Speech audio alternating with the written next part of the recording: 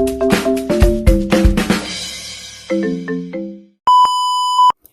mga buddy! So, ayun, nandito ngayon tayo sa Tiny Hair Extension Plus para magpa-retouch ng ating hair extension.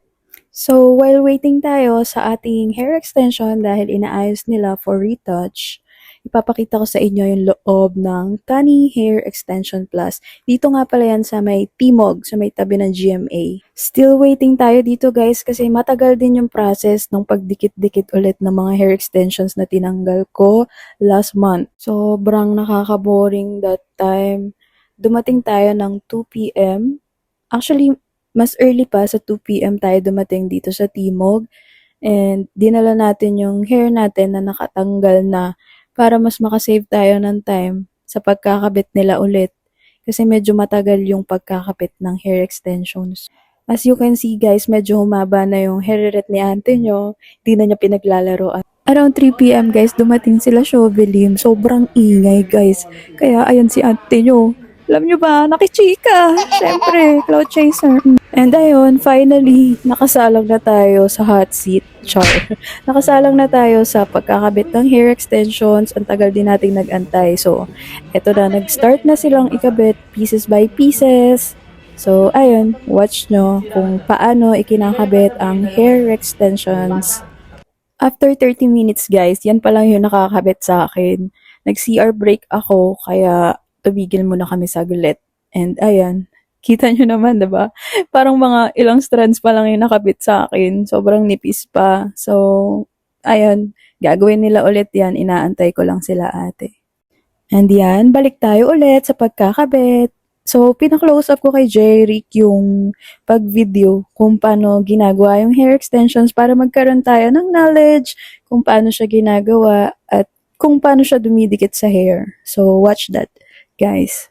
Ang sama na ng mukha ko dyan mga auntie kasi gutom na ako.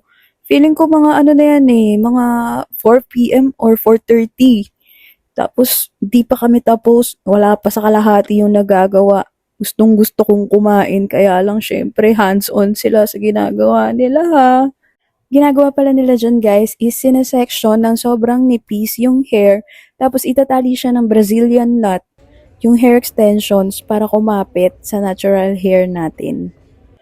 Pinaka nakakangalay na part guys is yung sa likod pag yun yung nilagyan kasi ang tagal mong nakayuko so sobrang sakit sa batok. 2 hours na ata yung nakalipas, ganyan pa lang yung nagagawa nila sa akin. Kaya aabutin kami dito ng mga 4 to 5 hours. Marami din akong nakasabay na nagpagawa like eto, si Shobe dito sa right side ko. Ang dami naming nagpagawa kaya busy-busy yung salon.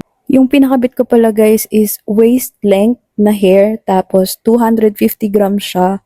Since sobrang iksi ng hair natin, kailangan natin ng mas maraming hair para mag-blend yung hair extension sa ating natural hair at hindi siya halata. After makabit lahat ng extension guys, bala kong magpa-butterfly cut, magpa-layer. Para new year, new hair. Alam nyo na. Tada! Wow! Hinugupitan ako nila guys. Sobrang ganda ng butterfly cut.